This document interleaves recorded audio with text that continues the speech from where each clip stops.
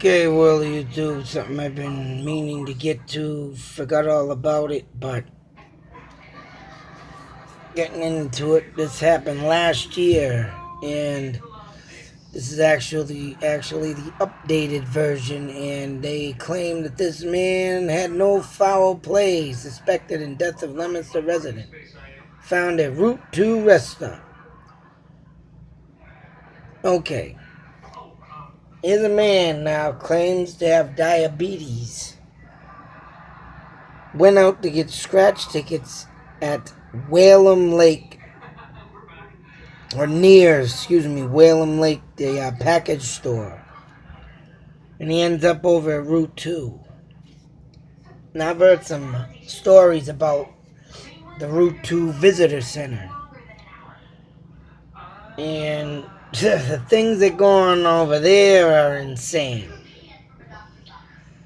Now, to even think this man would have anything to do in the rest stop area of what they do there, I don't know. Beyond, I've even heard stories of prostitution in that rest area. But you know what? This rest area is not too far off from a 1973 body found at another stop in Harvard. It was back in the day. These rest areas were common, but they didn't have buildings at them. They didn't have nothing but pitch dark. And of course, it would be for only, maybe truckers, some cars, late night sleeps.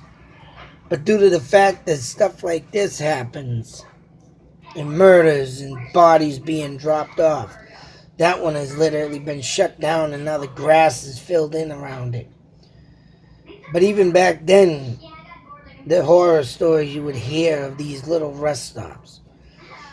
And you would think putting up these newer ones with buildings, bathrooms, and people stopping in them frequently, because Massachusetts' slogan is take a break, stay awake for safety's sake. Meaning if you're that tired and these rest stops are open, get your ass off the highway and take a rest. But to see something like this of no foul play in the stories and the history of these, rest stops is just insanely just disturbing that they call this, this poor gentleman here, not a suspected or suspicious death. These days you can't be disclosing nothing to anybody. Getting out there and, just making a frequent stop at a liquor store. Now, I'll tell you something right now, and I know this is a crock of shit on this story, and because there's been quite a few times that I even stop at Market Basket. And and I'll tell another story. I might have said this story before, but I'm going to say it again.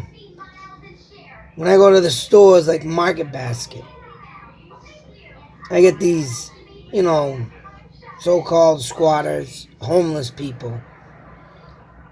And this is the thing, you can't, this guy right here looks like a very,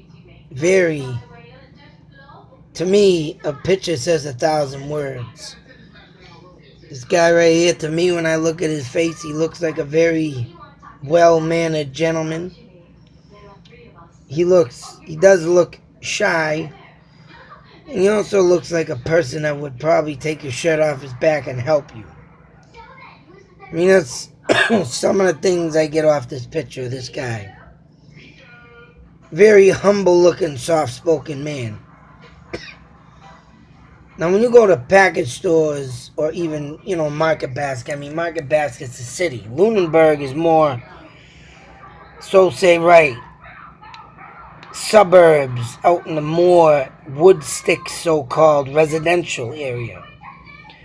Now, of course, I always say it all the time. You got these people saying, "Oh man, I never expected in a million years that a murder would happen out in this neck of the woods." No, no, no, no. You can't disclose nothing. You can't put nothing out, and you definitely cannot not think of this being a suspicious death because these people wander, and when they go out in the outskirts of town.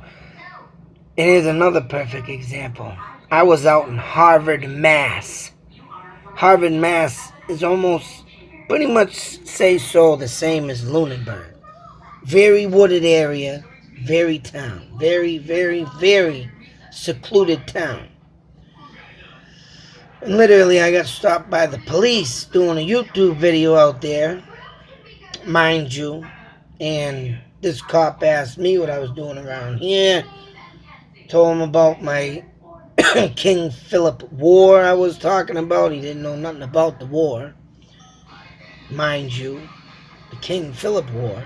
Never heard of it. Guy was like at least 60, 55, maybe late 50s, almost 60, looked like to me. And this guy didn't know nothing about that, but he's over here talking about, oh, there's a guy and a girl out here robbing houses. Okay. Nice to know the cops, pinpoint the first, it's kind of, I can't say, two persons out there. Look at these assholes, right? Can't kind of blame them, but in a way I can, because you know what? I have a story behind what I'm doing. And I had to make a sign for that too, but you can't always push the button and say, hey, there's two thieves out here, right? For one, my car would have be filled with stolen goods and so forth. So there you go. These people wander. And then there's the story where I went downtown one night at a 24-hour. It was at the time Little Peach. Now it's like 1:30, almost 2. This store, like I said, is open 24 hours. I walks in. Big, tall, about 5'11", Hispanic guy came up to me and asked me if I could give him $10 for, no, what was it? $15 for $6. He's got kids. They're at home. They're hungry. And I'm looking at him, all right. You want $15? Show me the $6. So what does he do? He pulls out $3. I said, you told me you got $6. I can't give you my money that goes to my kids or what I'm doing here. And I started getting pissed. I said, you said you're going to give me $6 for this. I said, I agreed to $6. You got $3. And that's it. He says, all I got, man, I got kids. He's telling me I got kids. I said, motherfucker, I got kids too. And I said, I need this money for them tomorrow. And I said, you know what, get the fuck up out of my face before you get bashed. And I bought what I had to buy. I slammed on the fucking counter my fist. The guy behind the counter was getting ready to call the cops. I walked out the store. This guy come out after me like he was going to jump me. Literally.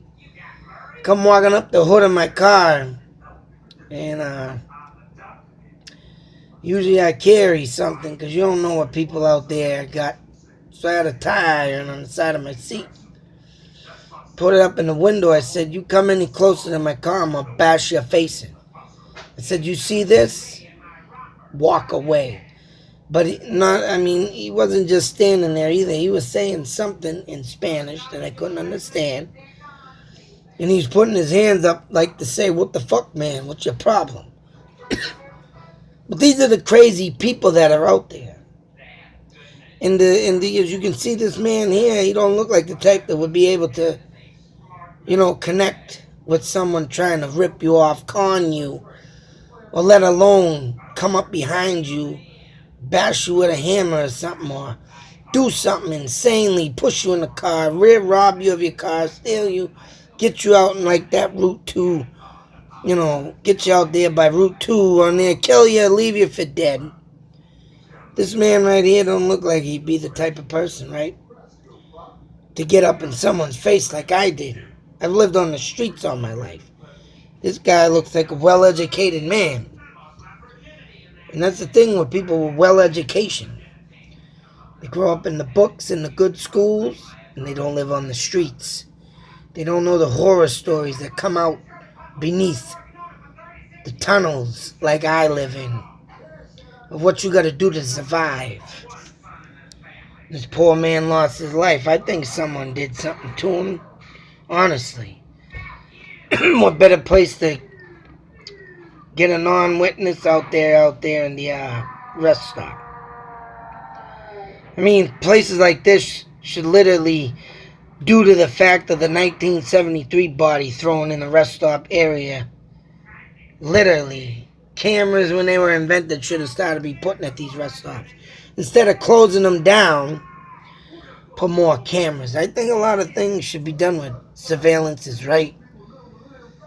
I mean, forget about invasion of privacy. I mean, in your home, that's a different thing. But when you're in the public and you're doing things in a public place, there should be more surveillance.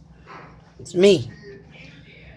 You know, this stuff shouldn't be put like this.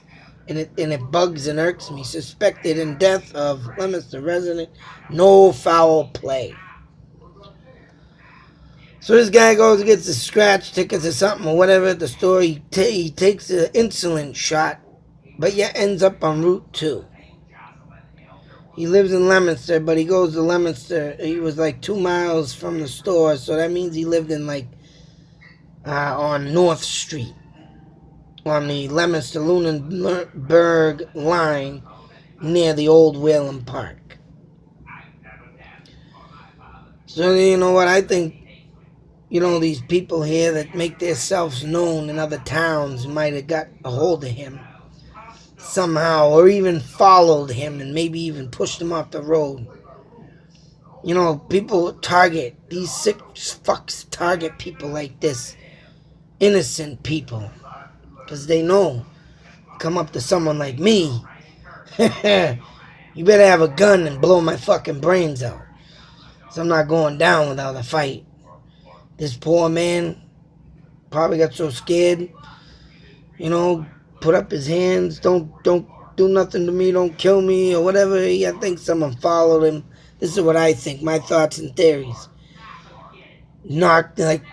Drove him off the road, got in his car. Someone had the other car, someone was in his car, made him go to Route 2 and did something that, you know, getting smart of killing people without leaving a trace.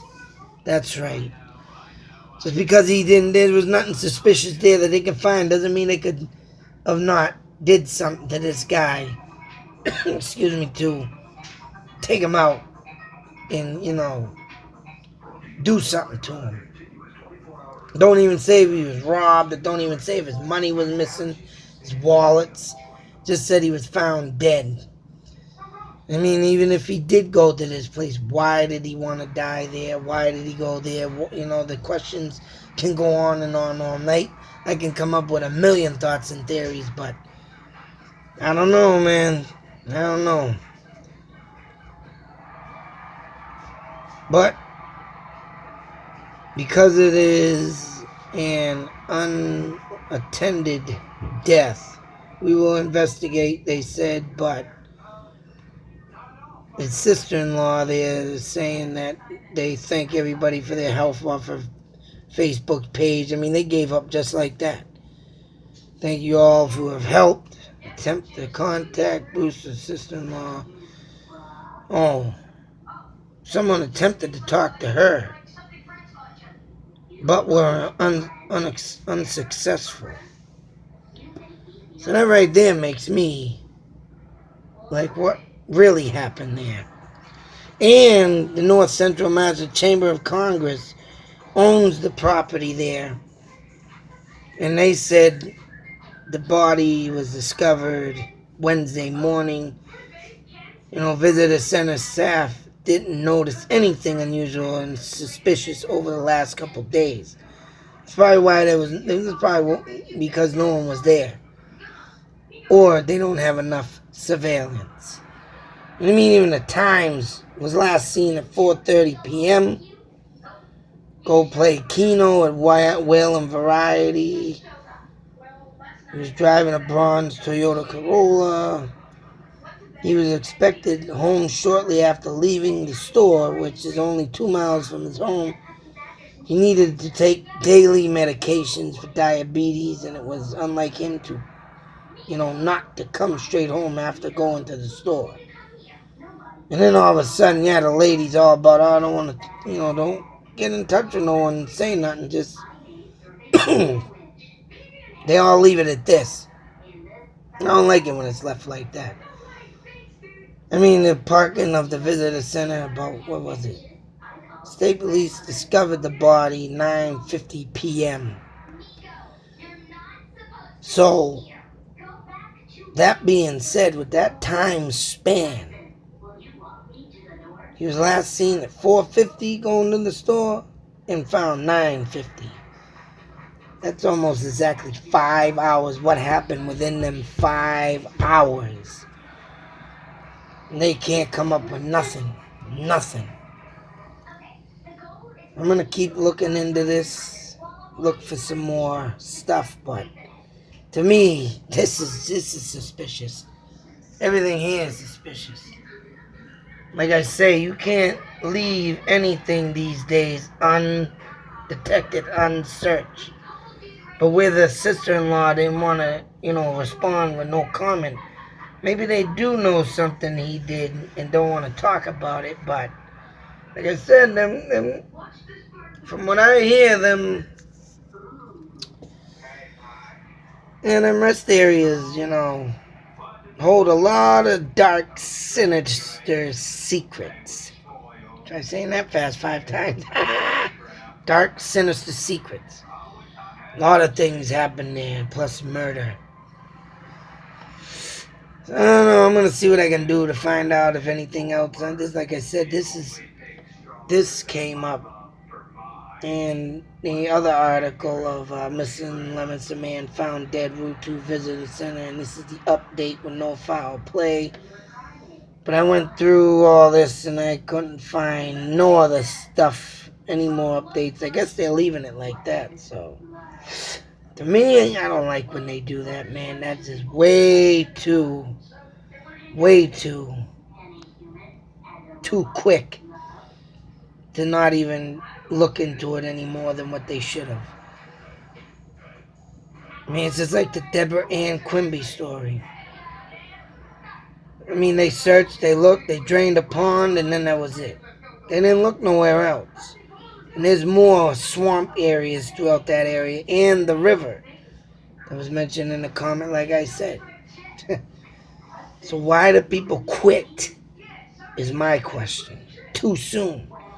Some cases get reopened and, they have DNA something or find something, boom, get solved right away. But these cases, man, I don't know. I just don't like this one. It's too fishy. And for them to close it up like that, and then the sister-in-law don't want to say nothing. Either they did know something that he did was doing wrong, or didn't want to embarrass the family, maybe. I think something else happened, and I think it was murder.